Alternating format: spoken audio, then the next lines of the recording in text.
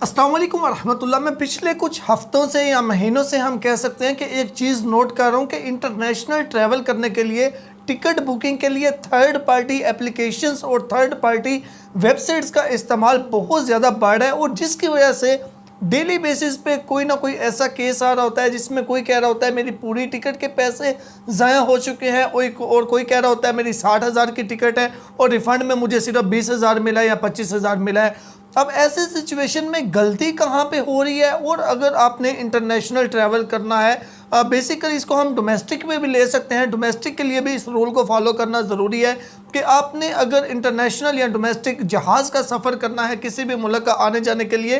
तो बेहतर ये ऑप्शन होता है कि आप डायरेक्ट कंपनी के साथ, डायरेक्ट एयरलाइन के साथ डील करें। अब यहाँ पे मैं ये नहीं कहता कि आप थर्ड पार्टी एप्लीकेशन या थर्ड पार्टी वेबसाइट्स का बिल्कुल इस्तेमाल ना करें। जहाँ पे बचत होती है वहाँ पे बचत लाजमी करनी चाहिए, लेकिन समझदारी के साथ और सिचुएशन को देखते हुए।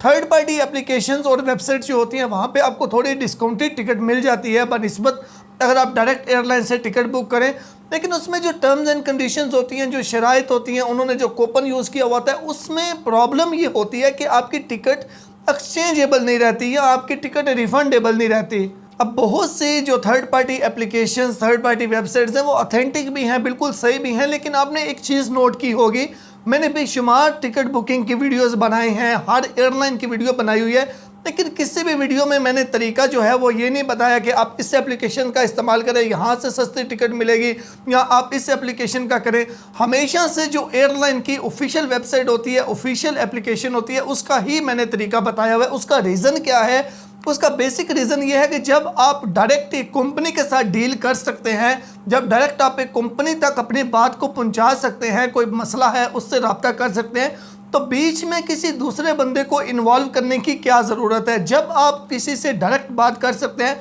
जब बीच में आप किसी को इन्वॉल्व करेंगे, जो बात आप 1 मिनट में उस बंदे तक या उस कंपनी तक पहुंचा सकते हैं, वो बीच वाला बंदा जब आप उसको इन्वॉल्व करेंगे वही बात आपकी 1 दिन में आगे पहुंचेगी। अब प्रॉब्लम ये हो रही है, बहुत से लोग डिस्काउंट के लिए 2-4 हज़ार तो बचा लेते हैं थर्ड पार्टी एप्लीकेशन या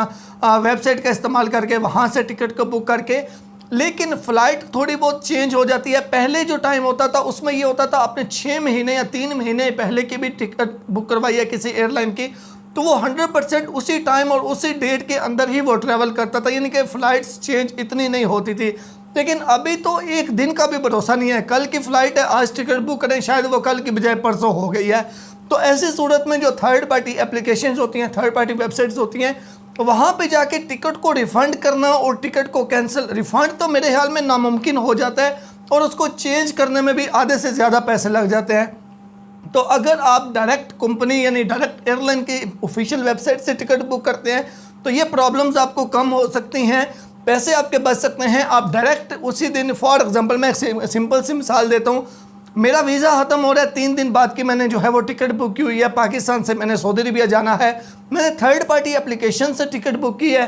फ़्लाइट कैंसिल हो गई है। अब थर्ड पार्टी एप्लीकेशन वाले मुझे ये कह रहे हैं कि आपको मैं नेक्स्ट फ़्लाइट दूंगा 5 दिन बाद की, जबकि 5 दिन बाद तो मेरे वो टिकट जो है वो मेरा वीज़ा ही ख़त्म हो रहा है। अब मैं चाहता हूँ मैं किसी और एयरलाइन की आज के दिन ही टिकट लेके चला जाऊँ। अब वो थर्ड पार्टी एप्लीकेशन वाले, थर्ड पार्टी वेबसाइट वाले क्या बोलेंगे, भाई हम रिफ़ंड नहीं करते, आपने लेनी है तो टिकट ही ले, रिफ़ंड हम नहीं करते। अब मेरी मजबूरी है, मैं वीज़ा ज़ाया तो नहीं कर सकता 60-70 हज़ार के लिए, तो मैं चुप करके नई टिकट लेके चला जाऊँगा, वो 60-70 हज़ार मेरा गया। तो अगर वही टिकट मैंने ऑफिशियल एयरलाइन से ली होती, बेशक मुझे 5-10 हज़ार का नुकसान होता, लेकिन मेरा बाकी 50 हज़ार मेरे पास वापस आ जाता। तो इसलिए आप किसी भी दूसरे कंट्री का या कोई भी जहाज़ का सफ़र करें तो कोशिश करें, हर एयरलाइन ने अब अपनी ऑफिशियल वेबसाइट लॉन्च की है, ऑफिशियल एप्लीकेशन है, उनकी ऑफिशियल एप्लीकेशन, उनकी ऑफिशियल वेबसाइट से टिकट बुक करें। 2-4 हज़ार ज़्यादा है, वो ज़्यादा बेहतर है बनिस्बत आपको एक नई मुसीबत में डालने की या ज़्यादा नुकसान से। ऑफिशियल एयरलाइन की ऑफिशियल वेबसाइट और ऑफिशियल ही